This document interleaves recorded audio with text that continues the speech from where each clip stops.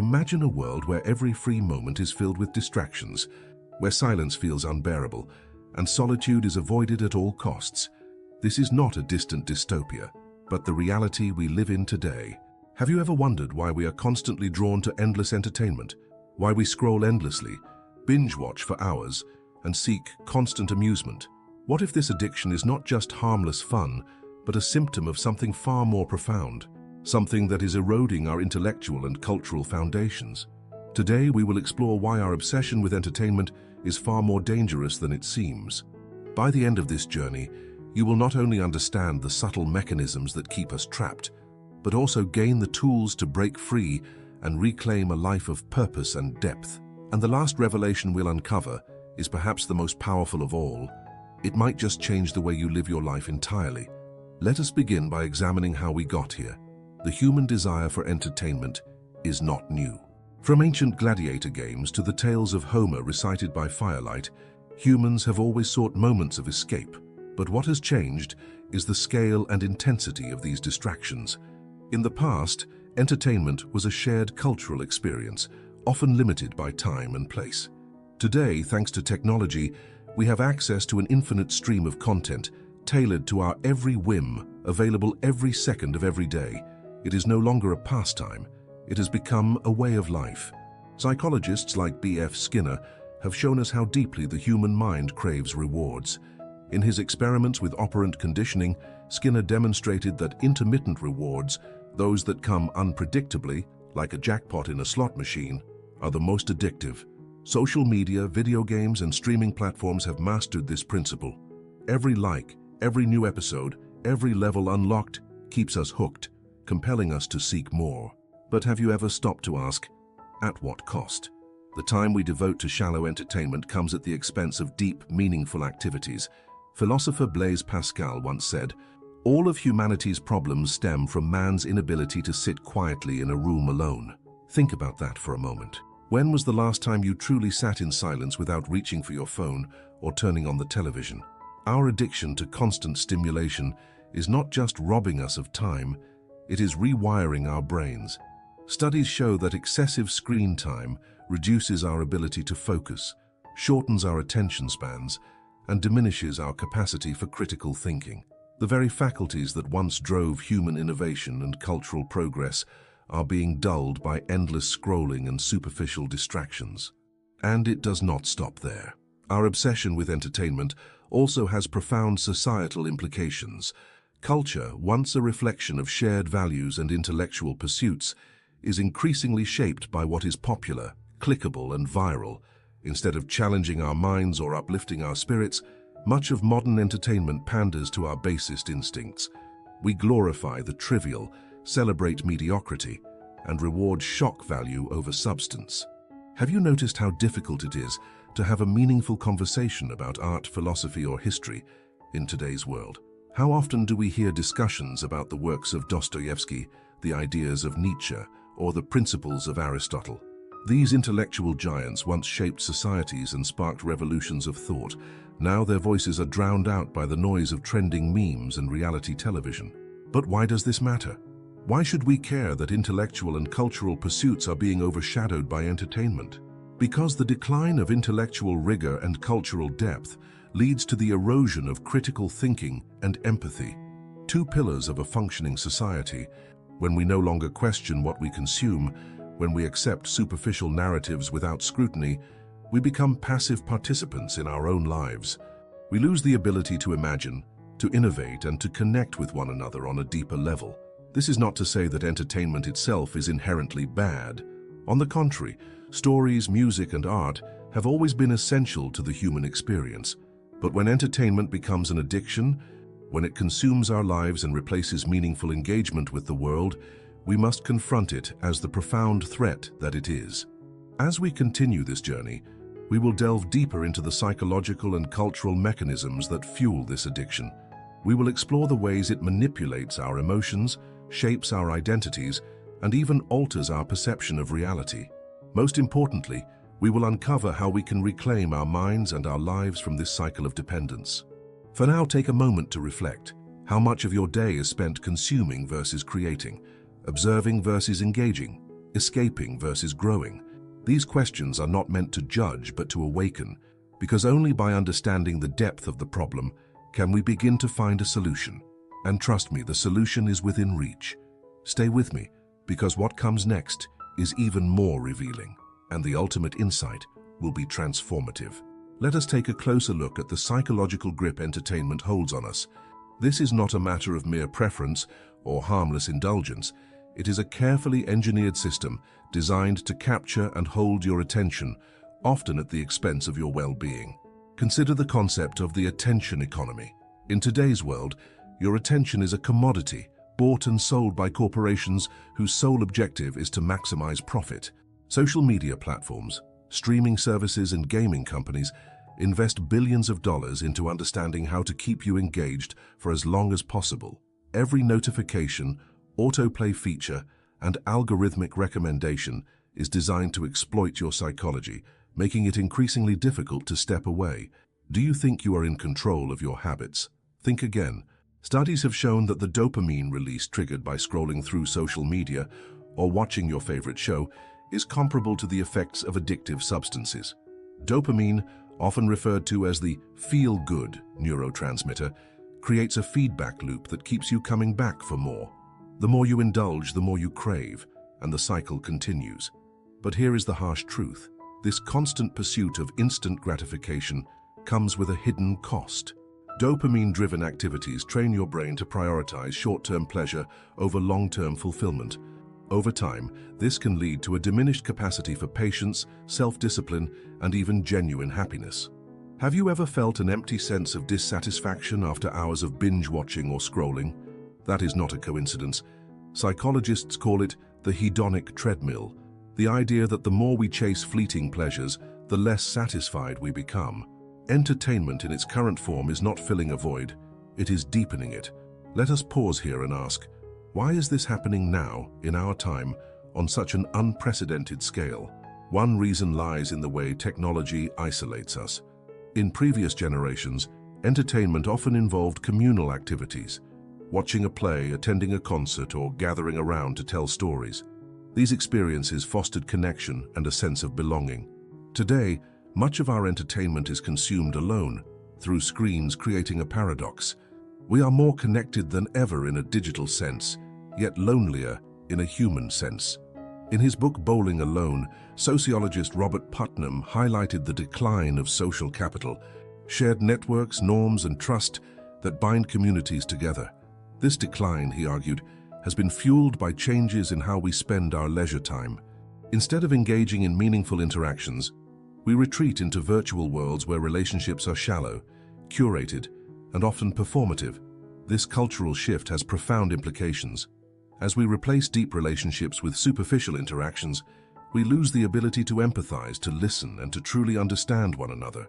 Over time, this erodes the very fabric of society, leading to polarization, mistrust, and a sense of alienation.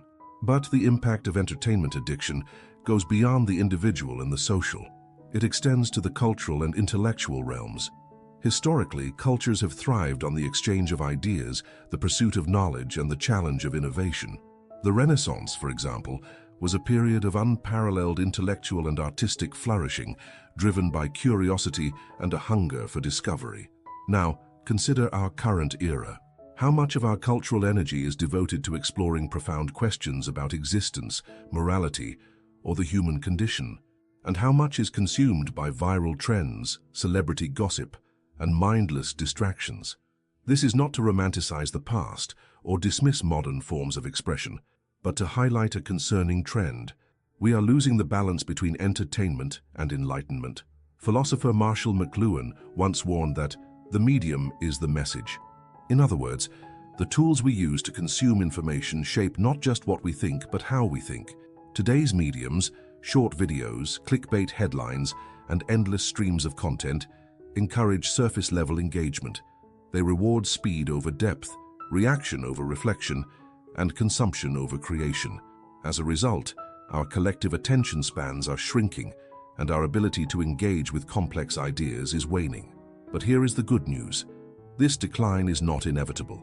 We have the power to change course, to reclaim our intellectual and cultural vitality, The first step is awareness, recognizing the patterns that keep us trapped. The second step is action, making conscious choices about how we spend our time and what we prioritize. Ask yourself, when was the last time you read a book that challenged your worldview? When was the last time you engaged in a conversation that left you truly inspired? When was the last time you sat in silence, allowing your mind to wander and explore without distraction? These moments of introspection and engagement are not just luxuries, they are necessities. They are the building blocks of a rich, meaningful life and a thriving society. In the next segment, we will dive into practical steps for breaking free from the cycle of entertainment addiction. We will explore how to cultivate a mindset of intentionality, rediscover the joy of learning, and reconnect with the world in ways that enrich both our lives and the lives of those around us. But before we move forward, take a moment to reflect on what we have discussed. What role does entertainment play in your life? Is it a source of inspiration or a means of escape? Does it bring you closer to others or create distance? The answers to these questions hold the key to understanding your own journey. And as we continue, the revelations ahead will offer a path toward transformation. Now that we've explored the roots and consequences of our addiction to entertainment, let us turn our attention to the path forward. How do we break free from this cycle? How do we reclaim our intellectual and cultural vitality in an age of endless distraction? The first step is to cultivate awareness. Just as a doctor cannot treat an illness without diagnosing it, we cannot address our addiction to entertainment without first recognizing its presence in our lives. Start by observing your habits. How often do you reach for your phone without thinking? How much of your day is spent passively consuming content? Awareness is not about judgment, but about understanding the patterns that shape your behavior. One powerful tool for this is the practice of mindfulness. By training yourself to be present in the moment, you can begin to notice when you are being pulled into the vortex of distraction. When you feel the urge to check your social media or watch just one more episode, pause and ask yourself, what am I really seeking? Is it connection, relaxation, a sense of purpose? Often, the entertainment we crave is a substitute for deeper needs that are not being met. Next comes intention. Awareness alone is not enough. It must be paired with deliberate action. Begin by setting clear boundaries for your use of entertainment. Designate specific times for consuming content and stick to them. Replace mindless scrolling with activities that enrich your mind and spirit. Reading a thought-provoking book, engaging in meaningful conversations, or pursuing a creative hobby. Philosopher and psychologist William James once said, "The greatest weapon against stress is our ability to choose one thought over another." Similarly, the greatest weapon against entertainment addiction is our ability to choose one activity over another.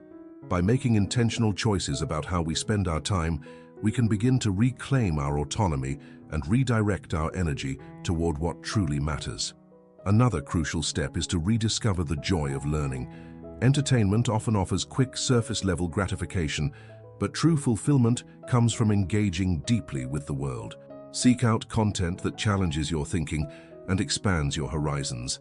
Dive into the works of great thinkers, artists, and innovators.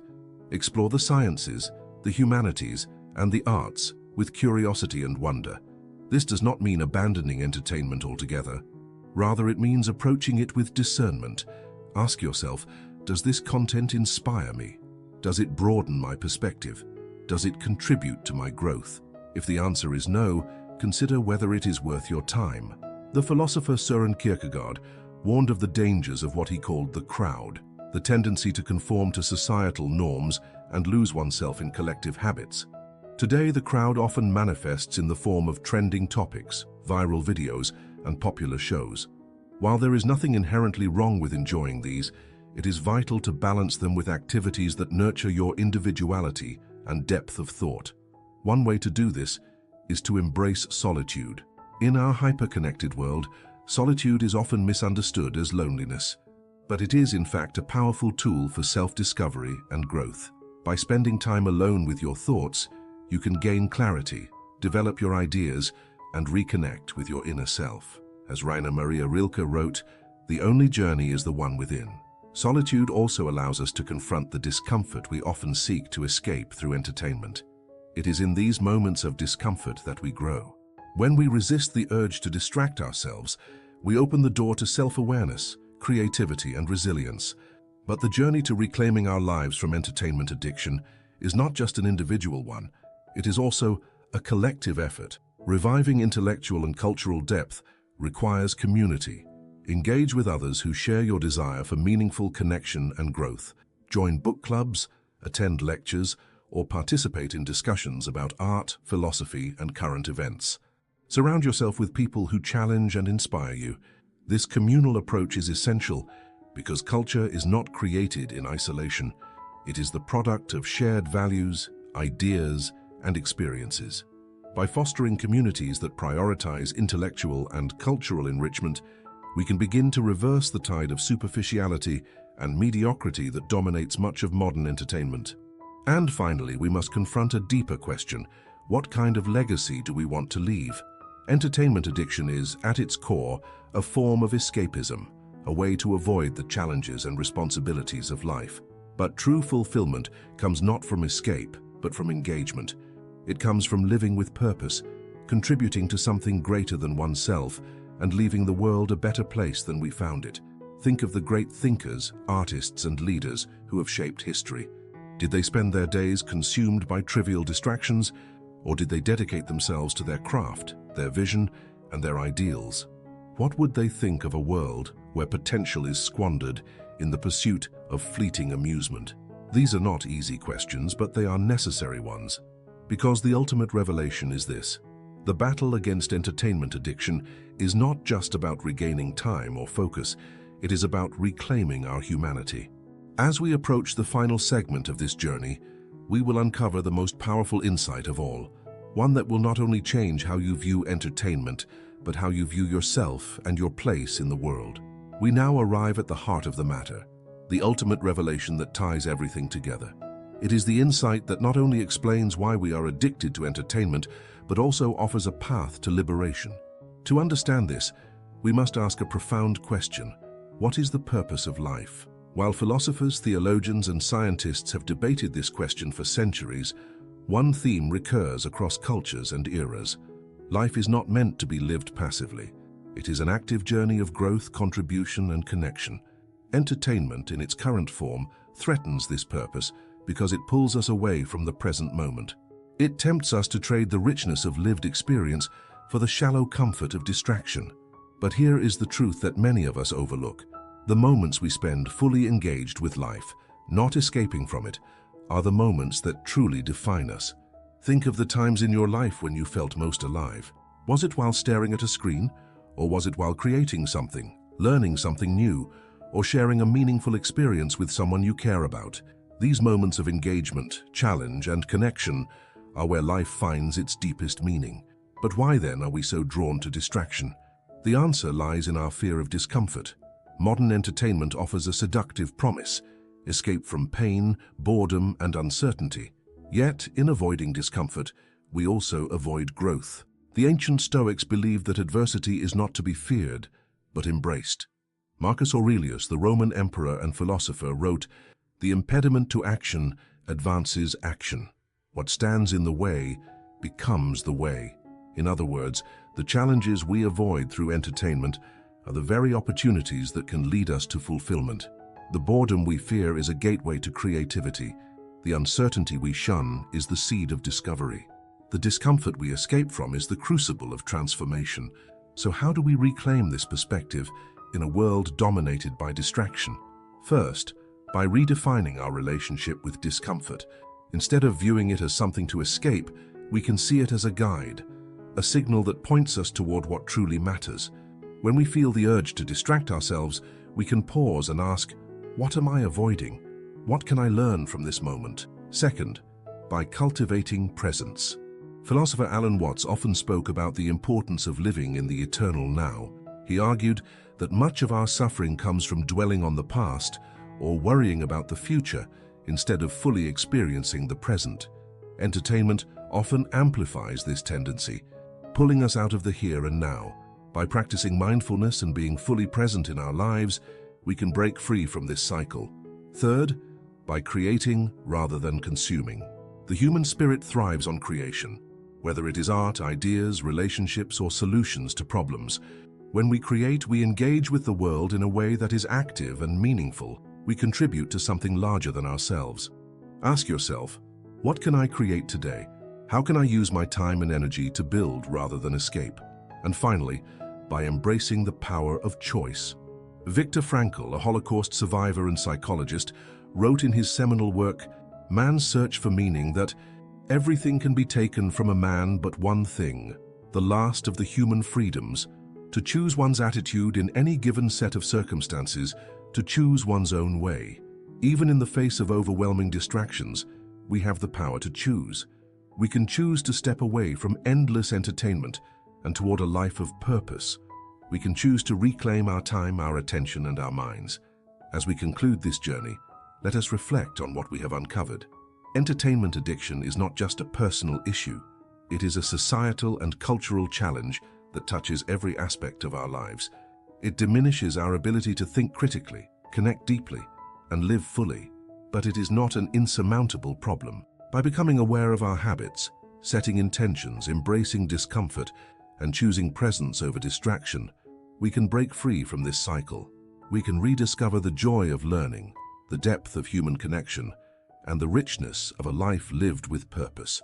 And most importantly, we can reclaim the legacy of humanity itself, a legacy built not on fleeting pleasures but on enduring contributions to knowledge, art, and progress. So here is the final challenge. What will you do with this awareness?